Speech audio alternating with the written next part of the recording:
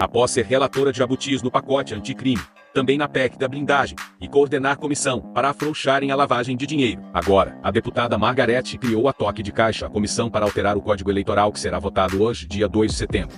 O grupo de trabalho criado para debater a proposta de um novo Código Eleitoral aprovou um plano para a realização de audiências públicas e seminários nos próximos 90 dias.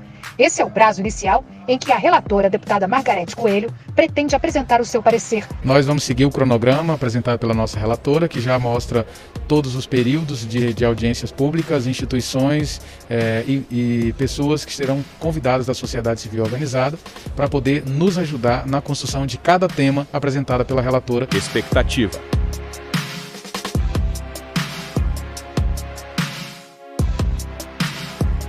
Realidade.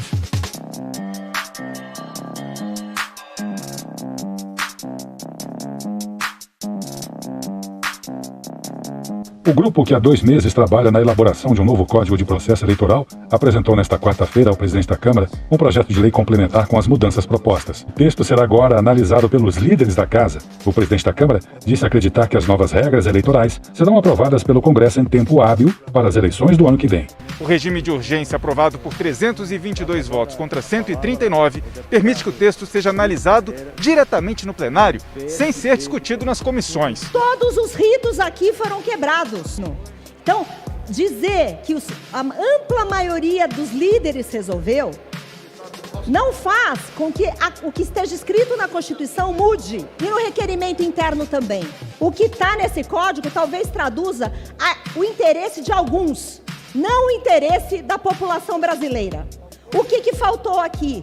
Obrigatoriamente, designação de comissão especial. Eleição, todo o rito, eleição de presidente, designação de relatores, abertura de prazo para emendas. Pessoal da comissão especial que tem que seguir a proporcionalidade, isso é uma regra. Isso está sendo quebrado. O Partido Novo quis participar desse grupo de trabalho e foi negado.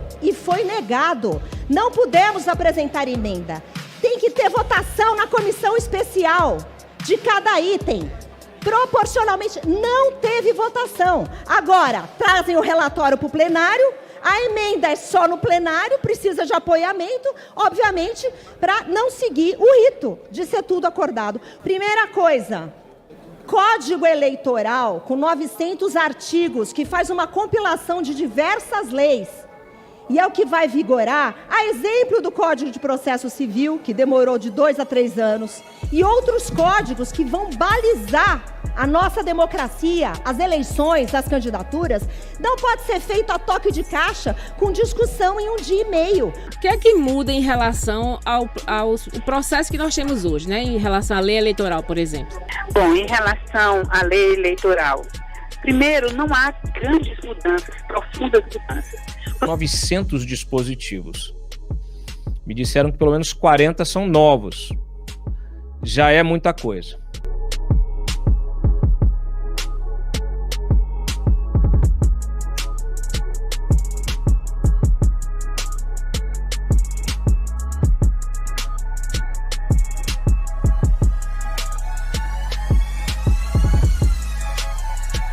R$5,7 bilhões aprovados de fundo eleitoral, 5,7 ou 4. Além de fazer isso, com essa nova lei, os partidos vão ter uma ampla autonomia para torrar essa grana do jeito que eles bem entenderem.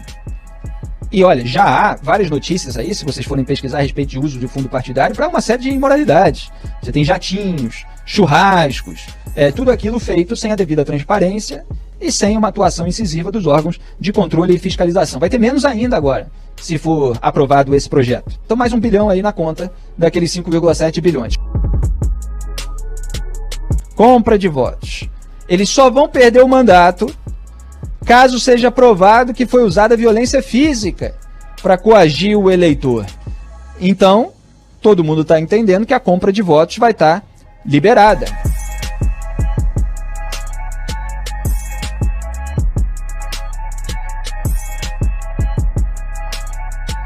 Também aquele esquema de boca de urna e transporte de eleitores pelo candidato, que são, hoje, atualmente, crimes passíveis até de perda de mandato e cadeia, embora isso tudo seja muito raro aqui no país da impunidade. Mas com essa nova lei, vão ser apenas infrações passíveis de multa. E multas que, de acordo com o texto que está lá, ou de acordo com a vontade política dos parlamentares, por tudo aquilo que está sendo analisado dessa iniciativa, multas que poderão ser pagas com o próprio fundão. Então, você vai ter aí uma farra de compra de voto se essa legislação passar.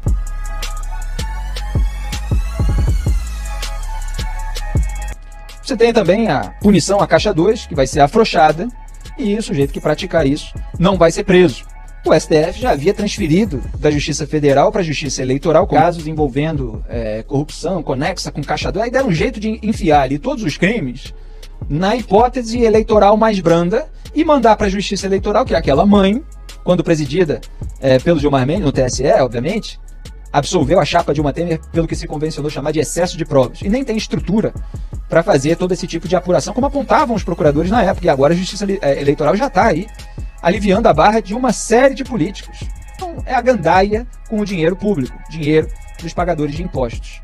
O deputado federal Kim Kataguiri fez vídeo ontem nas redes sociais, disse que vai lutar para obstruir ao máximo, pediu para as pessoas fazerem pressão nas redes sociais. Está certo nessa atitude, é a pressão legítima, é a reação legítima contra mais um absurdo que pode ser aprovado. Outra mudança em debate é a que acaba com a divulgação, durante a campanha, dos gastos dos candidatos, além do patrimônio deles. Segundo analistas políticos, isso diminui a transparência do processo.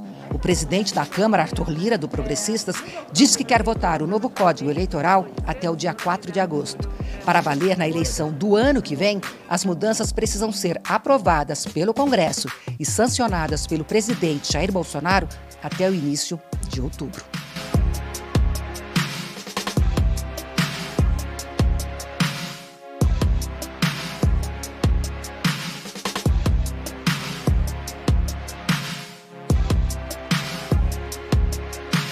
O quanto nós estamos presenciando da destruição de instrumentos de combate à corrupção pelo Congresso, da lei da ficha limpa mesmo, eles querem fazer mudanças na lei para permitir candidaturas de fichas sujas na próxima eleição, e por você ser ou ter sido magistrado ou membro do Ministério Público, você é cidadão de segunda classe.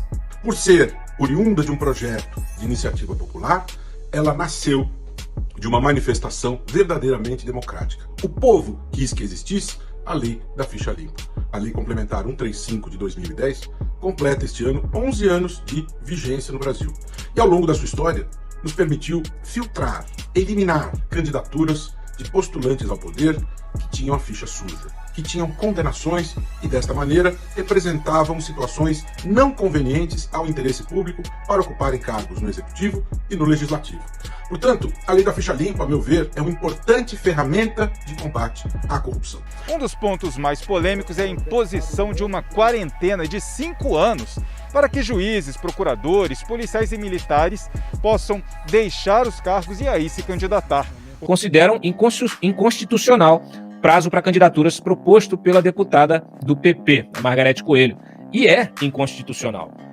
A Constituição prevê, e eu falo isso na minha análise, que qualquer um, no gozo dos seus direitos, no gozo pleno dos seus direitos políticos, pode concorrer a um cargo público, a um cargo eletivo. Então, assim, vamos parar com essa conversinha fiada. E nós temos vários desses políticos que estão votando, o próprio Arthur Lira, que tem processos nas costas. Mas não foi condenado, não vamos julgar antecipadamente. E o que vocês estão fazendo ao aprovar uma quarentena de 5 anos para que essas autoridades possam concorrer, possam participar de uma eleição, possam ter uma participação política mais ativa? Isso é cassação dos direitos políticos. De que outras categorias poderão se desincompatibilizar 6 meses antes da eleição, enquanto juízes, promotores policiais terão de fazer uma opção pela candidatura com uma antecedência de 5 anos. O sujeito vai ter que criar vão ter que criar uma bolsa, uma bolsa de ajuda para o cara, porque ele vai ter de sair da magistratura, o outro vai ter que largar a polícia, o Ministério Público vai ficar 5 anos vivendo de quê? Para entrar para a política. Pois é, Fabiana, eu fiz essa pergunta ontem. Por que o ex-presidiário pode e o ex-juiz não pode? E aí tem de fazer quarentena para todo mundo, para o sujeito. O sujeito não pode ser ministro, o outro não pode ser nomeado para o Supremo. porque o PGR... Aí o PGR pode usar o cargo dele, né, para poder ganhar ali a boa vontade do presidente para depois ser indicado para o Supremo. Ou usar do cargo da AGU, do Ministério da Justiça, para depois ser indicado para o Supremo. Isso é uma hipocrisia. Isso é uma vergonha. Tem que tirar imediatamente esse negócio de votação. Vocês se virem parlamentares, né? E o cidadão, o eleitor, tem de cobrar os seus parlamentares nas redes, tem de cobrar nas ruas, tem de telefonar no gabinete. É assim que você exerce democraticamente a sua pressão, tá? É assim que você exerce a sua influência como cidadão e dizendo, olha, não voto mais no deputado X, no senador Y, porque ele apoiou uma proposta que me desagrada. Não tem coisa que mais bote medo em político do que o voto. Ele vive do voto. Amigos e amigas do Brasil, meu nome é Carlos Fernando e talvez vocês me conheçam da Operação Lava Jato. Eu venho aqui mostrar a minha indignação com tudo que está acontecendo no nosso país. Nós vivemos o absurdo dos absurdos, em que políticos, ficha suja, pessoas corruptas, têm seus processos anulados, suas condenações esquecidas para que possam ser candidatos nas próximas eleições, enquanto aqueles que operaram o direito, aqueles que buscaram justiça estão sendo punidos. Estão sendo punidos sem nenhum tipo de processo. Estão sendo punidos apenas porque eram juízes, eram membros do Ministério Público. Querem, agora com o novo Código Eleitoral, afastar juízes e procuradores das eleições, retroagindo uma lei para 5 anos depois de eles terem abandonado o cargo, porque juízes e procuradores, para poderem concorrer, têm que sair do seu cargo. Isso é um absurdo. Juízes e procuradores não são cidadãos de segunda classe, não são o mal deste país. E pior, esta lei, este código que deveria valer para o futuro, querem que retroaja para atingir pessoas que agora, neste momento, não são magistrados, não são membros do Ministério Público, apenas porque têm medo de Sérgio Moro.